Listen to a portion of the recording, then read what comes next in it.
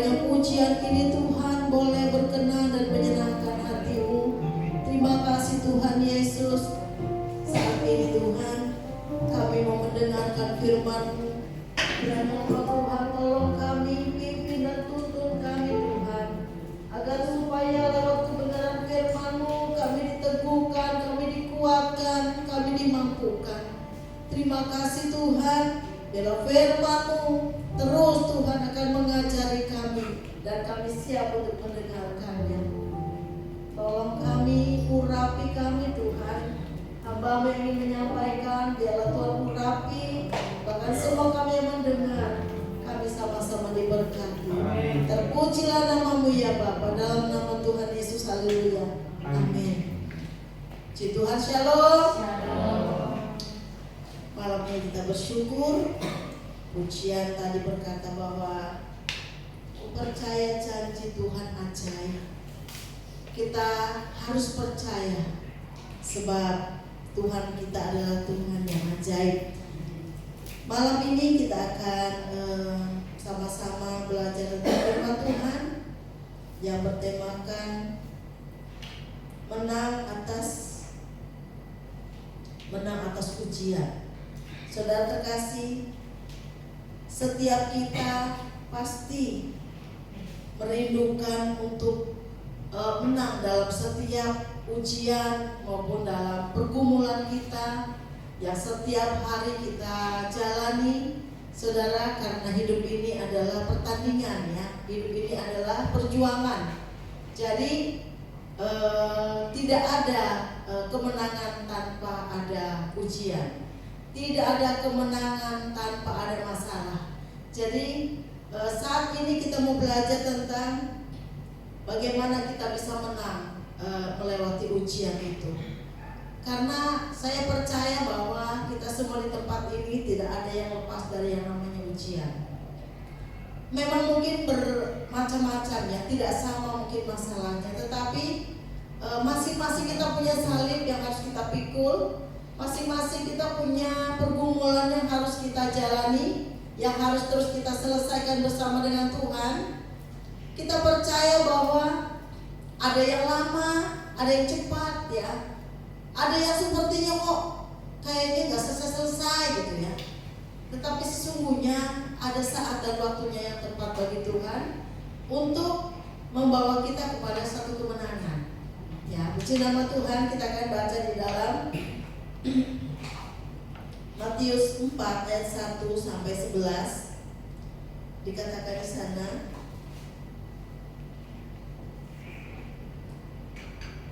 Matius 4 ayat 1 sampai dengan ayat yang ke-11.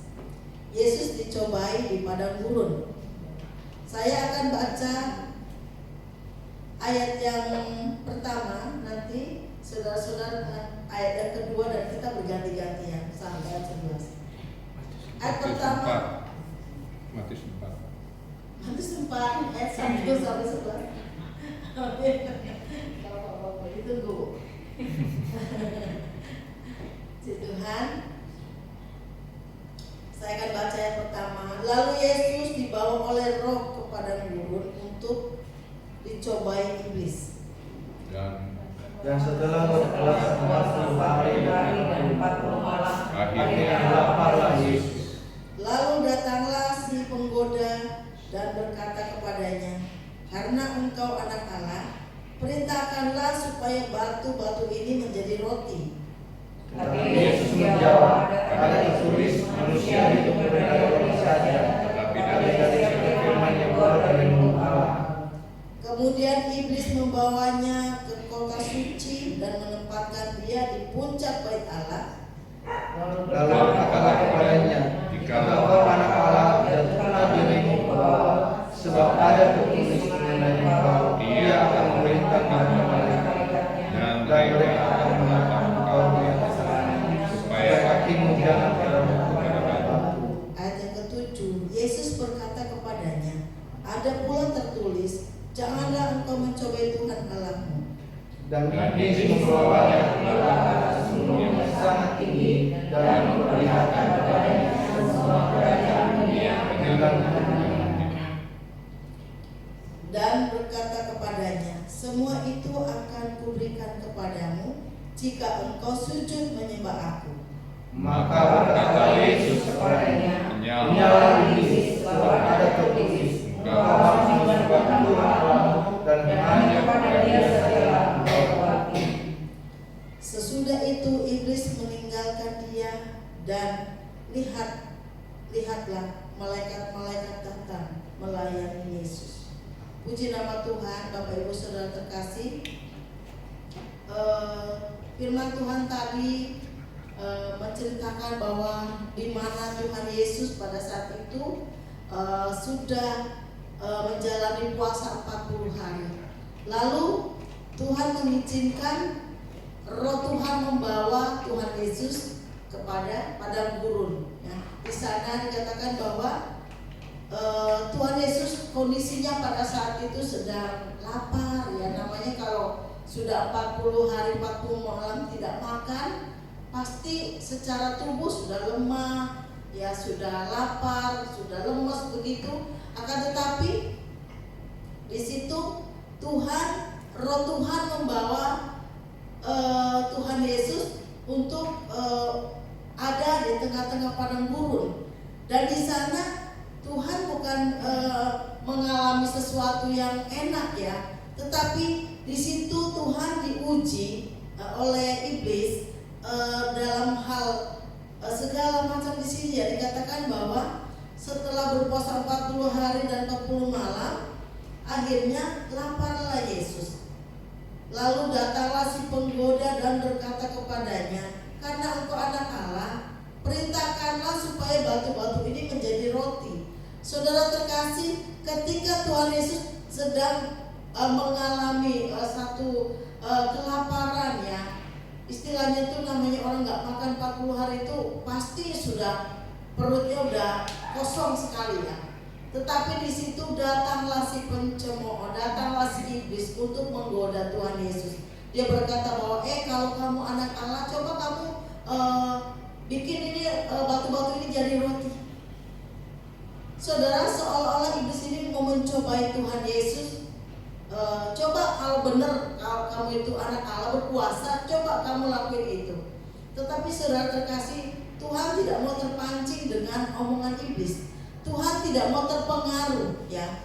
Yang Tuhan katakan ialah firman Tuhan yang keluar ya. Di sana dikatakan bahwa akan tetapi Yesus menjawab, ada tertulis, manusia hidup bukan dari roti saja, tetapi dari setiap firman yang keluar dari mulut Allah. Saudara terkasih, iblis terkadang menggoda kita. Iblis terkadang mengecoh pikiran kita.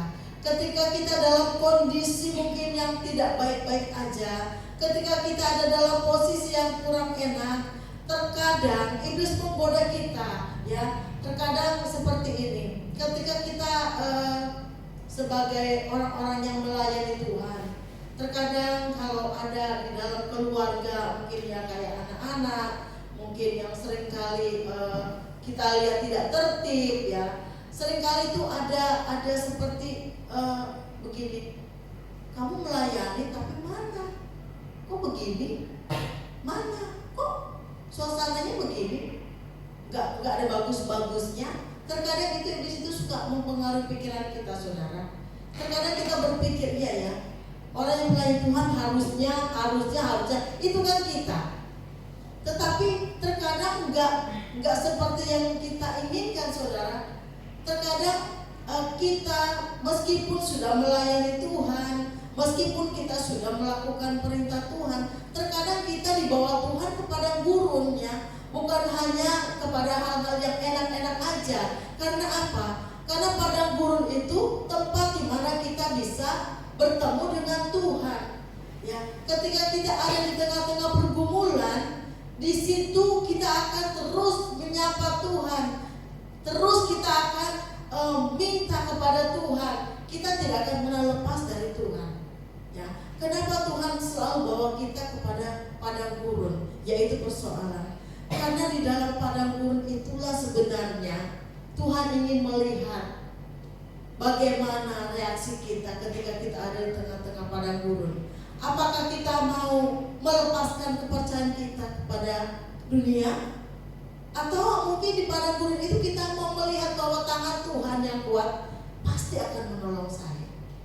Saudara terkasih, Tuhan Yesus ketika ada di padang gurun, dia berkata kepada iblis, manusia hidup bukan hanya dari roti, tetapi dari setiap firman.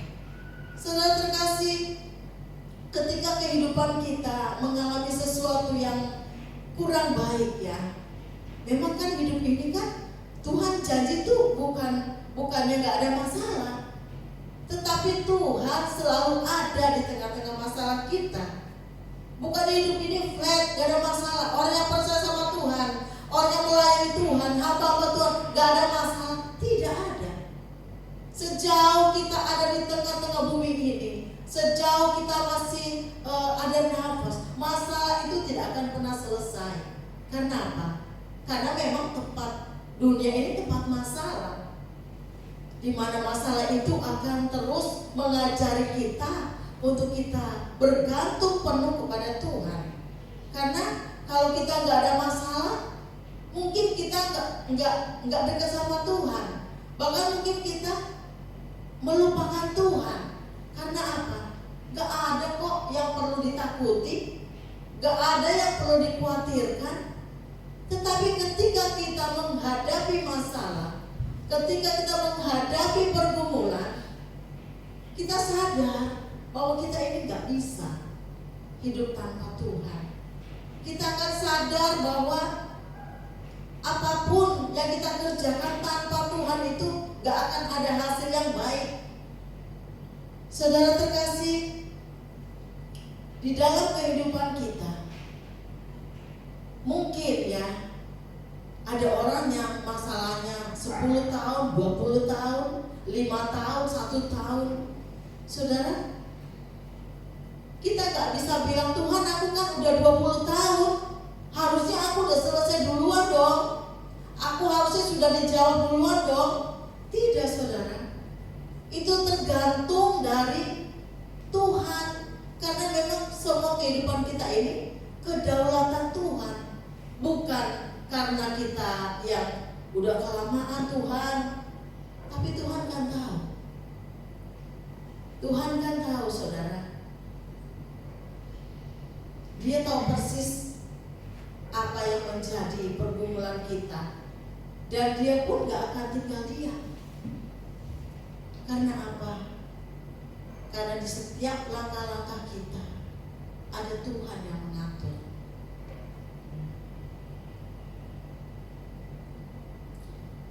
Kemudian iblis membawanya ke kota suci dan menempatkan dia di puncak bait Allah.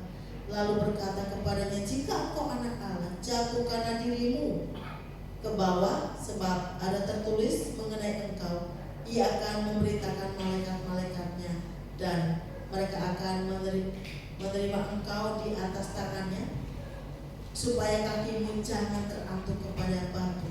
Saudara terkasih, lagi-lagi iblis mencobai Tuhan. Dia suruh Tuhan Yesus menjatuhkan dirinya ke bawah. Iblis tahu bahwa ada banyak malaikat di situ, saudara. Dia bilang, nanti malaikat akan menatap engkau sehingga engkau tidak terantuk batu. Saudara, sebenarnya memang banyak malaikat di situ kan. Kalau kita baca di ayat terakhir tadi, maka malaikat-malaikat melayani Tuhan. Ada malaikat di situ. Tapi kan kedaulatan itu bukan Tuhan yang mau. Dia kan hanya patuh kepada Bapa. Ya. Jadi ketika kita dalam pergumulan, kita jangan mau-maunya kita. Kita harus ikut komandonya Tuhan. Kalaupun mungkin kita pikir saya akan lakukan hal-hal ini, menurut saya baik, kita harus bertanyakan Tuhan, apakah kalau saya lakukan ini Tuhan berkenan? Apa kalau saya lakukan ini benar di hadapan Tuhan? Saudara terkasih, seringkali ketika kita menghadapi pergumulan, seringkali kita memakai pikiran kita, saudara. Seringkali kita memakai kebenaran yang ada pada kita, ya. Nah, seringkali di situ kita salah, saudara. Tetapi di sini dikatakan tadi bahwa kalau engkau anak Allah, jatuhkan dirimu. Saudara, saya percaya ketika Tuhan Yesus jatuhkan diri, kalau memang itu kehendak Bapa, malaikat sudah siap menantang. Tetapi bukan itu yang Tuhan mau. Tuhan ingin supaya iblis ini tidak mengacaukan pikiran Tuhan Yesus. Tuhan mau supaya iblis ini tidak mengalahkan pikirannya Tuhan, tetapi dia akan lawan dengan firman Tuhan. Karena apa? Firman Tuhan itu adalah kekuatan kita, saudara. Jadi ketika kita dalam masalah, dalam pergumulan, saudara, ayo perkatakan firman. Karena firman itulah yang membuat kita menang, ya. Makanya kita harus membaca firman, karena firman itulah yang menjadi senjata bagi saya dan saudara. Jadi ketika kita lemah, saya percaya firman Tuhan berkata, di dalam Tuhan ada kekuatan yang baru. Ya, terus kita perkatakan firman sehingga ada kekuatan, ada kesembuhan, ada pemulihan yang terjadi, saudara. Saya percaya bahwa apa yang Tuhan Yesus alami di padang gurun itu tidak kalah juga dengan apa yang Ayub alami ketika Ayub diizinkan Tuhan mengalami persoalan yang begitu luar biasa, saudara. Jadi persoalan ini memang diizinkan Tuhan, ya. Tuhan Yesus dibawa ke hubungan bait Allah, dituntut sama Roh Tuhan, ya, dibawa ke sana untuk boleh menantang iblis, ya. Lalu Ayub, iblis sedang beredar-edar, lalu iblis bilang, engkau tahu Ayub, ya, dia adalah hambaku yang setia. Tetapi iblis bilang, coba Tuhan, kamu bikin begini, pasti dia menyangkal engkau. Tetapi saudara terkasih, buktinya apa? Walaupun semua harta bendanya habis, anak-anaknya semua habis, bahkan dia mengalami sakit, ya, yang luar biasa. Bahkan dia ditinggalkan sahabat-sahabatnya, istrinya pun, ya, mengutuki dia, tetapi dia tidak mau meninggalkan Tuhan. Dia tetap kepada pendiriannya. Dia tetap percaya bahwa Tuhan adalah Tuhan yang memberikan kepada Ayub kemenangan. Nah, pada saat Ayub dicobai, ya secara manusia memang ya gimana ya, namanya sudah terlalu pahit hidupnya, ya. Semua harta bendanya semua habis, anak-anaknya habis, tidak ada sisa, saudara terkasih. Tetapi itu pun Ayub tidak menyangkal Tuhan. Itu pun Ayub tetap percaya kepada Tuhan, ya. Makanya istrinya bilang apa? Udah kutukin aja Tuhanmu. Udah. Istilahnya kalau bahasa sekarang, apaan sih yang kamu sembah itu? Bikin kamu menderita kayak gini, kamu masih percaya? Saudara terkasih, karena imannya kepada Tuhan tidak tergoyahkan.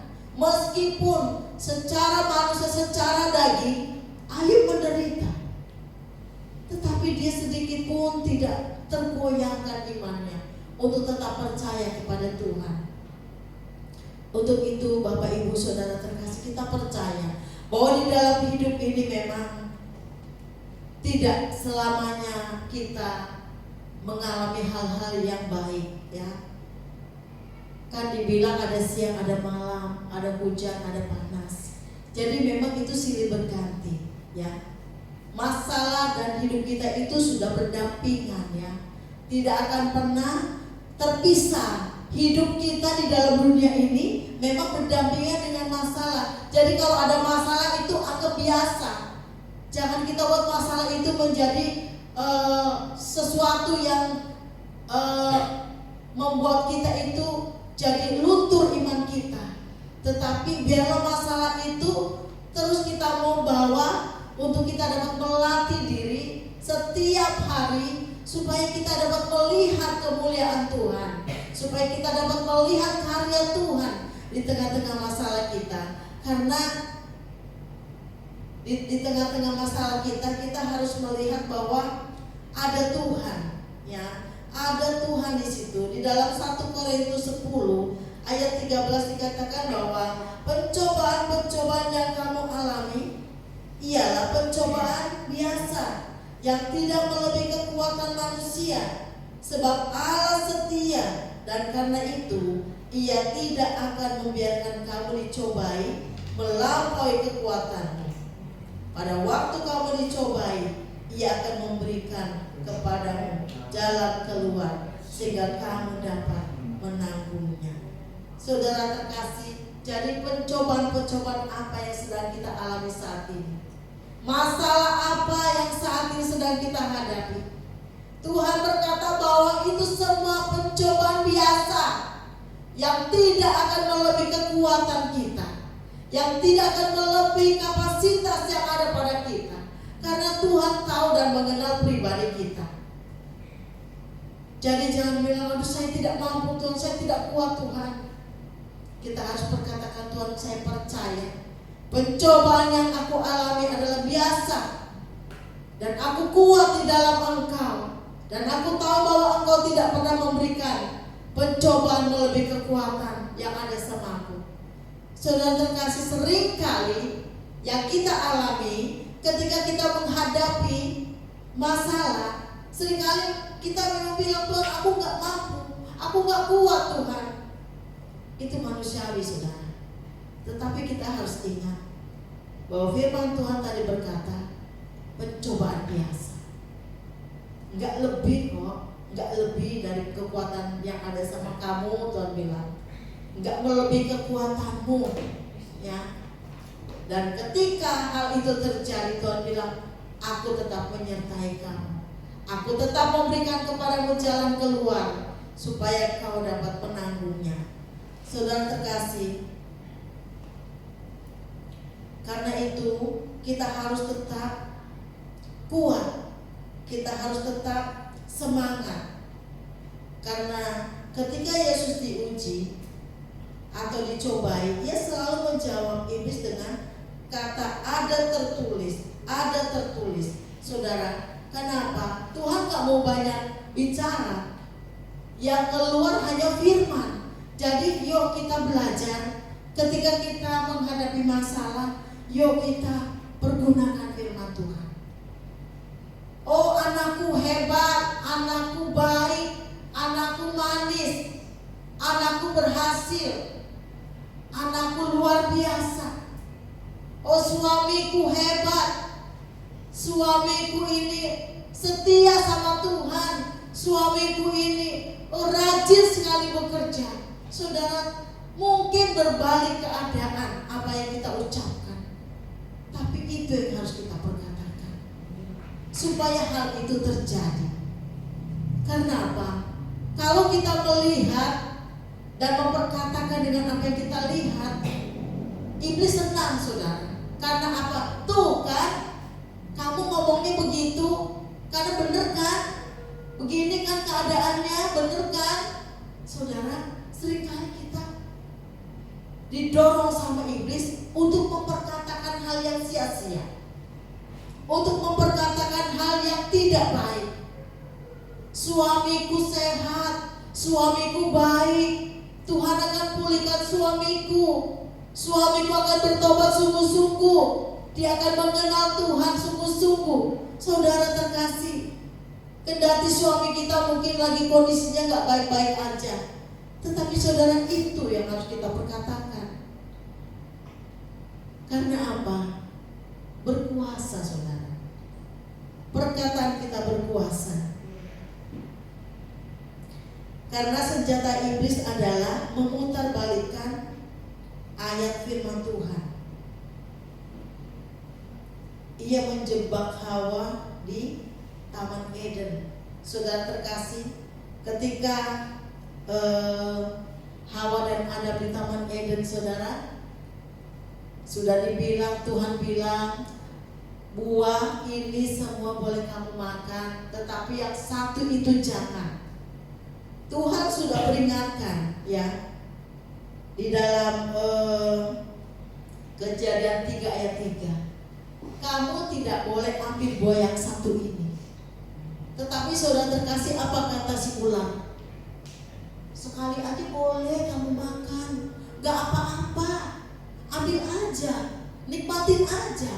Saudara terkasih, Tuhan sudah bilang tidak boleh, tetapi si iblis bilang kalau sekali-kali gak apa-apa, makan aja, cicipin, ntar kamu jadi begono, jadi begini. Saudara terkasih, itulah tipu muslihat iblis yang seringkali mengecoh pikiran kita, yang seringkali membuat kita jadi perseteruan dengan Tuhan. Ketika kita, hidup kita, pikiran kita, perkataan kita tidak sesuai dengan firman Tuhan, itu akan menjadi musuhnya Allah, saudara. Jadi ketika Hawa dia ambil buah dan dia berikan kepada Adam dan dimakan, saudara, apa yang terjadi? Tidak ada lagi kemuliaan Allah. Ya, pada saat ular bilang makan, nggak apa-apa, sekali doang nggak apa-apa. Hal itu terjadi karena tidak taat, saudara terkasih. Tapi kita percaya, saudara, kita percaya bahwa setiap kehidupan kita yang terus nempel dengan Tuhan, yang terus percaya dengan Tuhan, kita akan terus berjaga-jaga.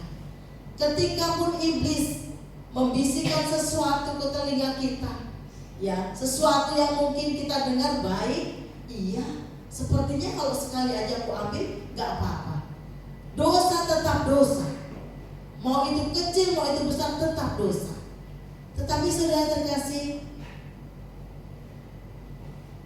kita akan diberi kemampuan dan hikmat oleh Tuhan, sehingga kita tidak akan menyentuh sesuatu yang bukan hal yang baik, tetapi kita akan terus belajar ya untuk minta hikmat kepada Tuhan supaya kita jangan mengikuti keinginan kita, apalagi keinginan iblis.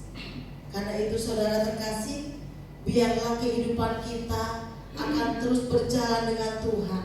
Kehidupan kita akan terus dipimpin oleh Roh Tuhan, sehingga dalam pergumulan kita akan menjadi orang-orang yang menang, saudara. Orang-orang yang tidak mau bergantung kepada apapun, hanya kepada Tuhan saja kita bergantung, berharap. Karena itu Tuhan saja yang akan yang kita andalkan. Karena di luar itu, saudara, tidak ada yang benar, ya.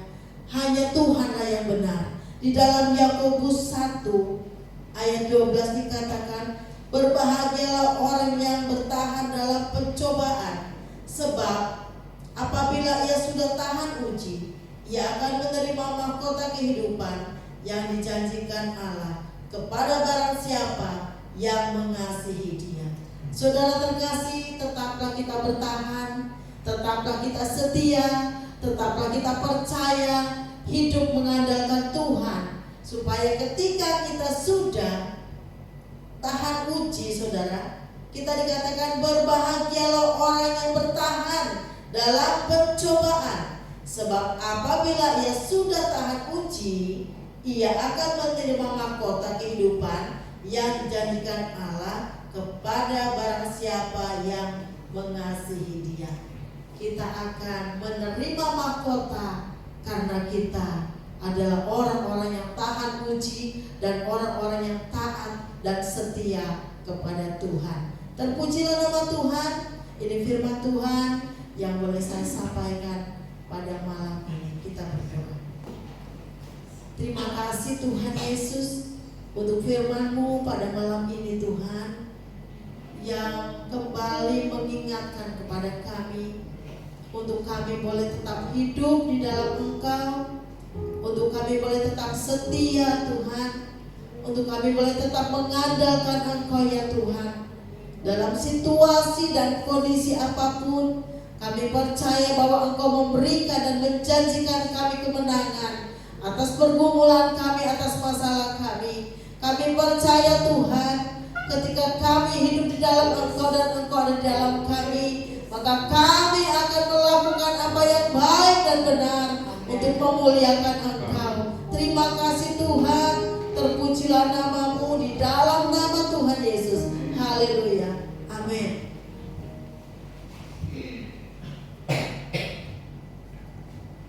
Puji nama Tuhan, saya percaya kita semua diberkati oleh Tuhan. Tuhan yang baru saja kita dengar.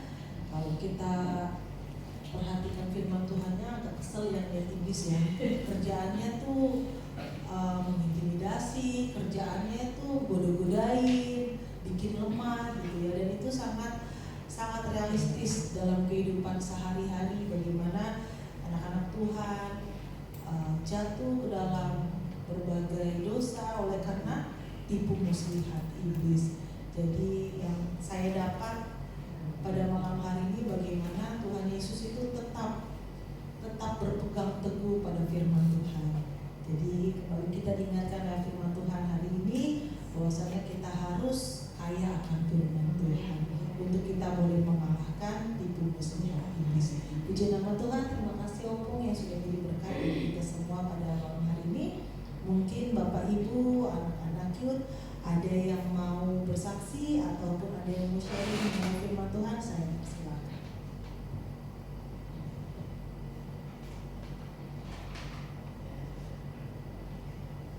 Terima kasih Opung.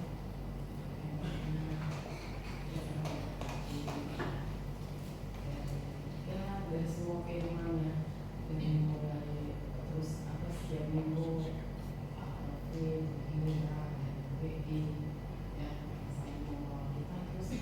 benar-benar itu diingatkan baca firman, apalagi ya hidup dalam kebenaran kebenaran Tuhan, hanya ajarannya di dalam firman Tuhan.